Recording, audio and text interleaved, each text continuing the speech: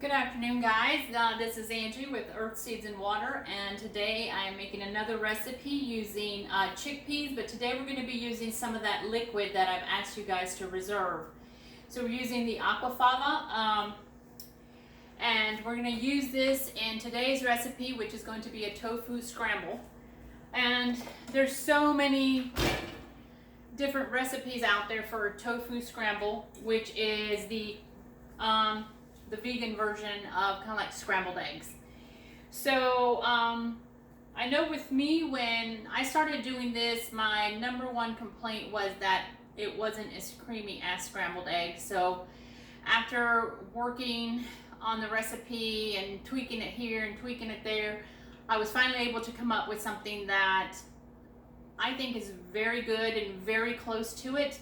And then also I've made it for several friends and clients, and the response has been absolutely amazing, and everyone was surprised that the texture and the flavor was just like eggs. So we're going to be using 1 container of firm tofu, and that's what I have in this bowl. And just drain off as much water as you can.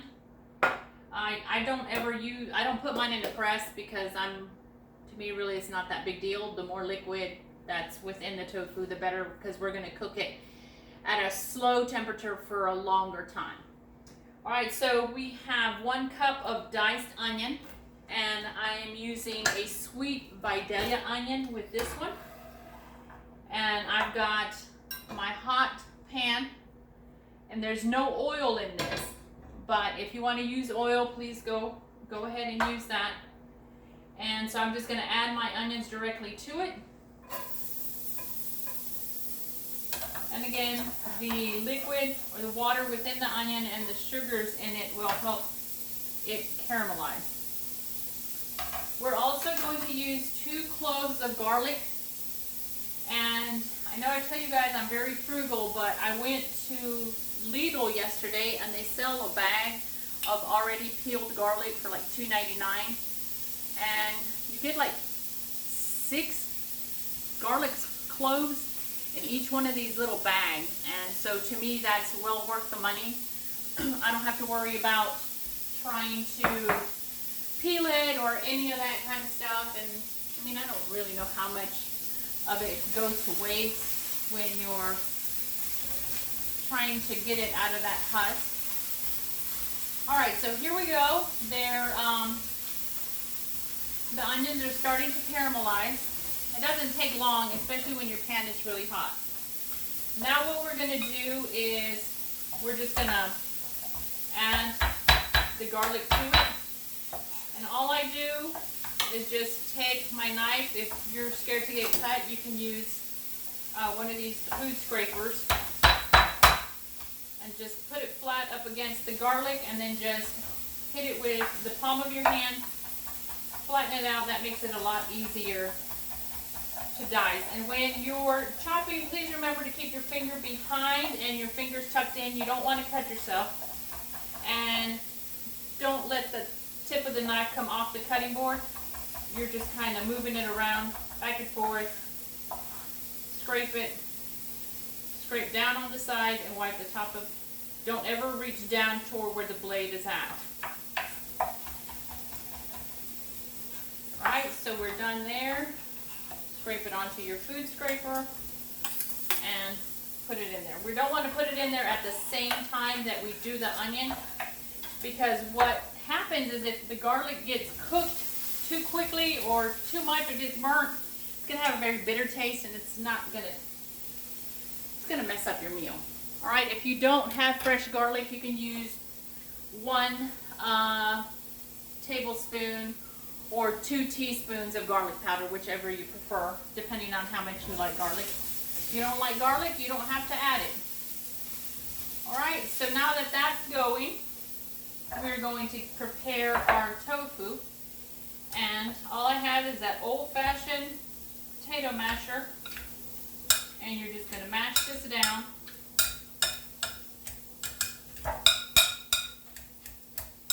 And it's going to look like scrambled egg whites. all we're doing. And this is the consistency that you want. So we're going to pour this directly into the pan. And see, you can hear that moisture. And what it's doing is it's going to lift up anything that has stuck to the bottom of the pan. Just keep stirring it. Alright, so now what we're going to do here is we're going to add our spices. So we're going to use 1 teaspoon of Indian black mineral salt, or kala namaka. I hope I'm saying that right. And I got this off of Amazon. And this is what gives it that eggy flavor. So you start off with 1 teaspoon. If it's not flavorful enough for you, add some more. But remember, this still is salt, so you don't need to add, I'm going to add just a tiny bit more. You don't need to add additional salt to your food because it will make it salty. Right, so we're also going to add 1 teaspoon of paprika, just a sweet paprika in here. And to get that egg color, you're going to use turmeric powder. Or you can also use it fresh, just grind it. And we're using 1 teaspoon. Now, turmeric is really good for inflammation. It's really good for your body, but in order to be able to absorb it, it's very important that you use fresh ground black pepper. So usually about 1/8 of a teaspoon, freshly ground, or however much pepper you like, go ahead and add that to it. Now we're just going to stir this around, and as you start stirring it, the yellow, the turmeric will start coating all the tofu, and it starts giving it that beautiful scrambled egg look. So at this point, you're just cooking it slow, but to me, sometimes when I would go bite into it, it's like sometimes some of the seasoning was stuck in some of the tofu and it wasn't distributed correctly. So I tried different things. I tried plant-based milk to get it to work. It just, consistency wasn't there.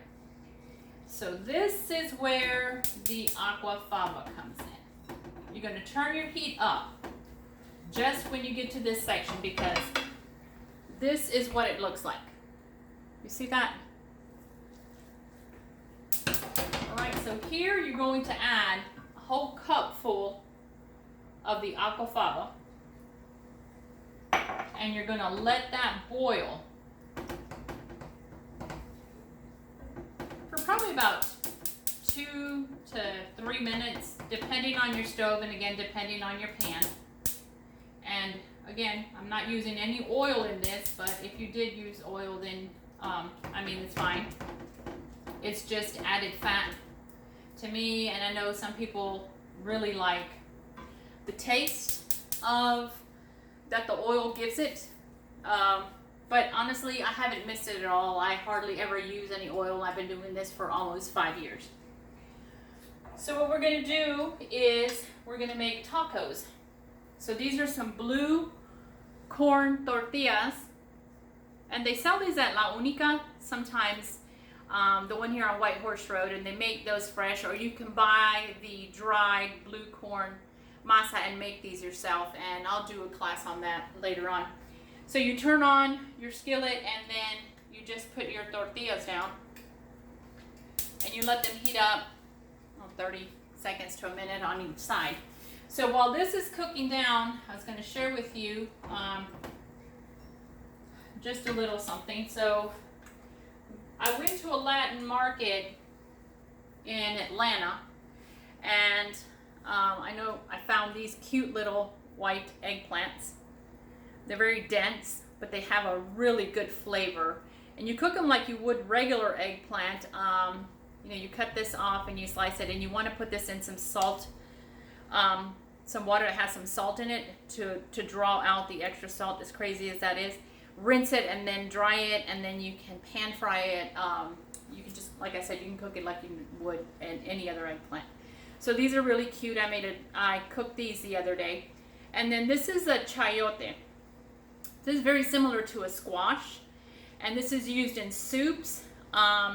So I might be making this tomorrow with chickpeas and a spicy sauce. So go out there and try something new. If you don't know what it is, I mean, Google it, YouTube it. Somebody out there knows how to cook it, or you can inbox me, send me a picture, and I'll get you information on it. And then the other one is jackfruit. I'm sure a lot of you are familiar with jackfruit, and some of you are not. I know it looks kind of weird. So jackfruit is used as a meat alternative when it's green, and it's usually sold in a brine. When it's ripe, it has this beautiful yellow, sometimes orange color, and it's sweet. So to me, it's a flavor between an Asian pear and a mango. And you can save these seeds right here, and you boil them, and then you roast them, and you put just a tiny little bit of salt on that, and you can eat those. So I know my son's been asking me to open this because he loves the flavor of the ripe jackfruit. They also sell it in cans, and I'll be making a recipe using jackfruit later in this series. So our tortillas are heated up. I'm going to turn that off, and then our tofu scramble is done. So you just let the liquid kind of absorb into the tofu, and I mean, you can serve it however you like. At this point right here, if you wanted to add spinach to it, you would chop up some spinach and put it on top, and then just let it wilt into that. Also, if you were going to use cheese, like a plant-based cheese, and you would add it at this stage as well, or you can use some nutritional yeast. You can put it in there at this time as well and scramble it all together. I'm not doing that because I'm making, like I said, I'm making tacos with it, and I just wanted to show you guys how to do that. Let me grab a plate, sorry. All right, so here are our tortillas.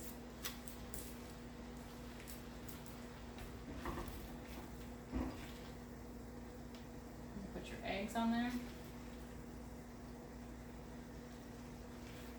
And this is perfect for breakfast, for brunch, for lunch, for dinner, for a snack.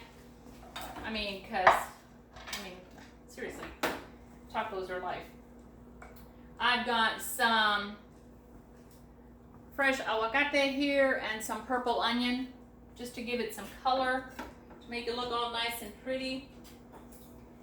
So we're gonna add some avocado.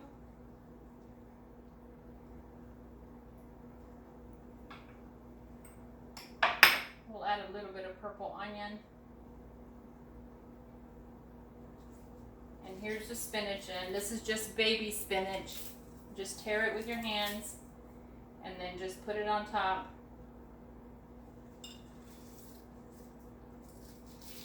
Quick and easy, 15 minutes from packaging to your table.